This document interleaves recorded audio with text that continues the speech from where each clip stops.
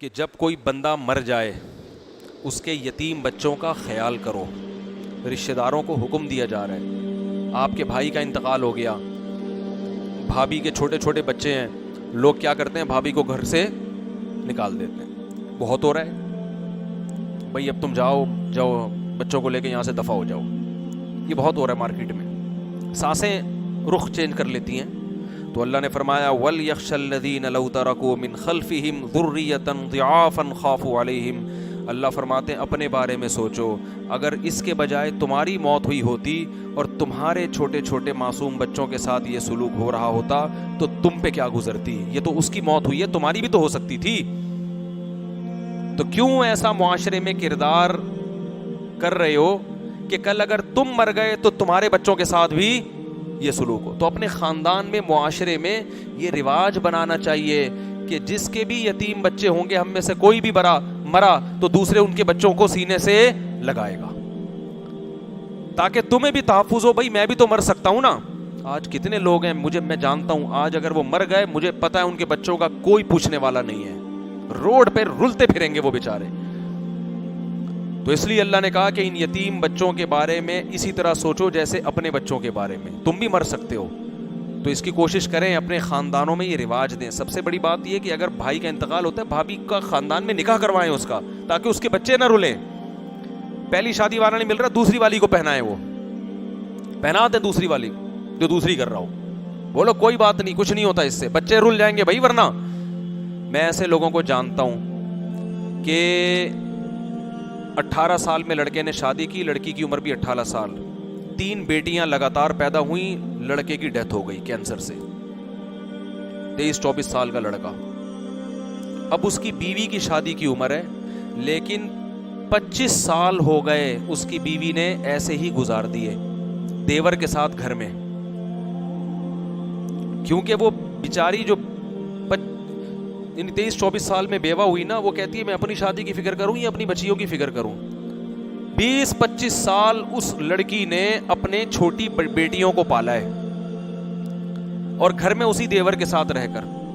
دیور چونکہ شادی شدہ ہے, تو یار جب وہ رہ بھی اسی گھر میں رہی ہے اور اس کی بچیاں تمہاری بھتیجیاں بھی ہیں, تو کیا جا رہا ہے 2 لفظ نکاح کے 2 بول پڑھنے میں, کیا جا رہا ہے بھائی.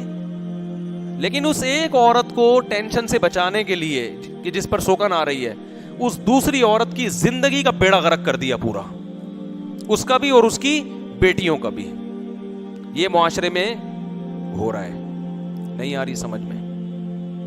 اس کی جوانی برباد کر دی نا, کہ وہ کما بھی رہی ہے, جاب بھی کر رہی ہے, پوری 20-25 سال اس نے اس طرح گزار دی, ساری شوہر کے بغیر جوانی پوری گزار دی اس نے, اور اپنے بچوں کے لیے جاب کرتے ہوئے. تو میں یہ کہتا تھا کہ بھائی یہ اسی گھر میں, یہ پرانا واقعہ, میں تو چھوٹا بچہ تھا اس وقت, کہ بھائی یہ اسی گھر میں رہتی ہے, ایک بھائی کا انتقال ہو گیا اور رہ بھی اسی گھر میں رہی ہے, کمانے جاتی ہے, تو کیا جا رہا ہے یار, یہ جو ہے نا ایجاب و قبول کر کے اس کو اس کی بیوی بنا دو, تاکہ یہ بچے اس کے کسٹڈی میں آ جائیں اور یہ بھی برائی سے بچ جائے گی. مگر ہمارا معاشرہ اس کو قبول نہیں کرتا. وہ اس ایک عورت کے غم کو تو دیکھتا ہے جس پہ سوکن آ رہی ہے, وہ اس کے غم کو نہیں دیکھتا جس کو ساری زندگی اکیلے بغیر کسی سرپرست کے اپنی بیٹیوں کی تربیت کرنی ہے, جبکہ ابھی اس کی اپنی خود کی شادی کی عمر تھی. بہت مشکل ہے بھائی, نہیں مانو گے. جب تک اسلامی حکومت نہیں ہونا اور میرے ہاتھ میں ڈنڈا نہ ہو اور میں خلیفہ نہ ہوں, اس وقت تک, جب تک طبیعت سے دھنائی نہ ہو, اس وقت تک بات سمجھ میں نہیں آئے گی. چلو آگے چلتے ہیں. اللہ نے اس میں یہ بھی بیان کیا کہ یتیموں کا خیال کیا کرو, اپنے بچوں کا خیال کرو, تم بھی مر سکتے ہو. تو معاشرے میں ایسا کلچر پروموٹ کرو کہ کل اگر تم مر گئے تو تمہارے بچوں کو بھی لوگ سینے سے لگائیں, رلتے نہ پھریں معاشرے میں, یہ کلچر. لیکن فیملی پلاننگ والوں نے پورے کلچر کا بیڑا غرق کر دیا, کیونکہ فیملی پلاننگ والوں نے یہ ذہن بنایا ہے کہ بچہ جب گھر میں آئے گا تو آپ کا خرچہ بڑھے گا, غربت بڑھے گی. تو اپنے بچے لوگ پالنے کے لیے تیار نہیں ہے, دوسرے کے بعد تیسرا پیدا کرنے کے لیے تیار نہیں ہے, تو بیوہ عورتوں سے نکاح کر کر کے ان کے یتیم بچوں کو کون پالے گا. تو یہ فیملی پلاننگ والوں کا زہر ہے جو انہوں نے ہمارے جسموں میں گھول دیا ہے. پہلے الٹا ہوتا تھا, حضرت مریم کی والدہ کا انتقال ہوا تو جھگڑا ہو رہا ہے کہ ان کو کون پالے گا, سب کہہ رہے ہیں ہم پالیں گے. یہ کلچر تھا اس دور میں. تو حضرت زکریا کے نام قرآن نکلا, آج کیا ہوتا ہے, یہ ٹینشن مجھے نہیں دو, کسی اور کو پکڑا دو. ہاں جو بے اولاد ہو وہ تو لے لیتا ہے, جس کی اولاد ہو وہ عام طور پر نہیں لیتا. تو یہ کلچر معاشرے میں پروموٹ کریں اس کو کہ بھئی پالیں بچے, ثواب ملتا ہے, اس سے کچھ بھی نہیں ہوتا.